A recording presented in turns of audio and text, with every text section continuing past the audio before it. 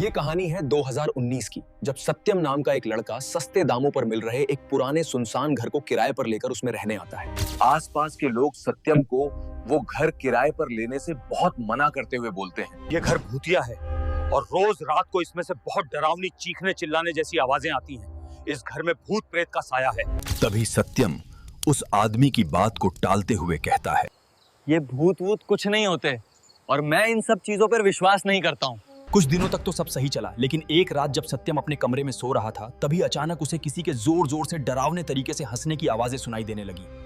पहले तो उसे लगा कि वो नींद में कोई सपना देख रहा है, पर थोड़ी देर बाद उसे एहसास हुआ कि वो कोई सपना नहीं बल्कि हकीकत है। तभी अचानक उसे ऐसा लगा जैसे कि उसके ऊपर छत में एक काले डरावने साए जैसा कुछ है। ये देखकर वो थोड़ा सहम सा गया और तुरंत कमरे की लाइट ऑन करता है। लाइट ऑन होते ही कमरा बिल्कुल शांत और नॉर्मल लग रहा था। वहाँ कोई भी नहीं था। उसने सोचा कि ये उसका वहम है और सब नज़रअंदाज करके सो गया।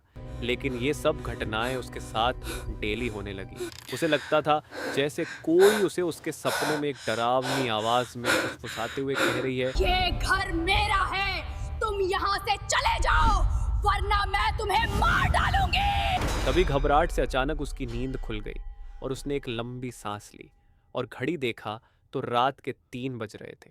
उसने थोड़ा सा पानी पिया और फिर सो गया। लेकिन एक रात जब सत्यम ड्यूटी करके घर आया, तभी उसने देखा कि उसके दीवारों पर जैसे किसी ने नाखून से ढेर सारी खरोंचें मारी हों। ये देखकर वो बहुत ज़्यादा डर जाता है और इन सब से परेशान होकर वो घर में एक पंडित बुलाकर पूजा पाठ करवाता है। सत्यम को लगा कि अब सब ठीक हो गया है, लेकिन उसी रात जब वो अपने कमरे में सो रहा था, अचानक उसे लगा जैसे कमरे के कोने में एक डरावनी औरत काले धुएं के साथ बहुत डरावने तरीके से उसे घूर रही है। सत्यम डर के मारे कांपने लगा और जैसे ही वहां से भागने की कोशिश करता है, तभी सभी दरवाजे अपने आप बंद हो जाते हैं और एक बेहद डरावनी चुड़ैल उसके सामने आकर खड़ी हो गई और बहुत गुस्से में बोली, मैंने तुम्हें पहले ही मना किया था यहाँ से चले जाओ, ये घर मेरा है, पर तुमने मेरी बात नहीं मानी। अब मैं तुम्हें नहीं छोड़ूंगी। और एक काले धुएं के साथ वो सत्यम को अपने साथ ले गई। अगली सुबह उसके पड़ोसियों को सत्यम बहुत बुरी हालत में मिट्टी से लथपथ अपने घर के सामने पड़ा मिला। उसका चेहरा एकदम से सूखा हुआ था और उसकी आंखों में एक अजीब सा डर था।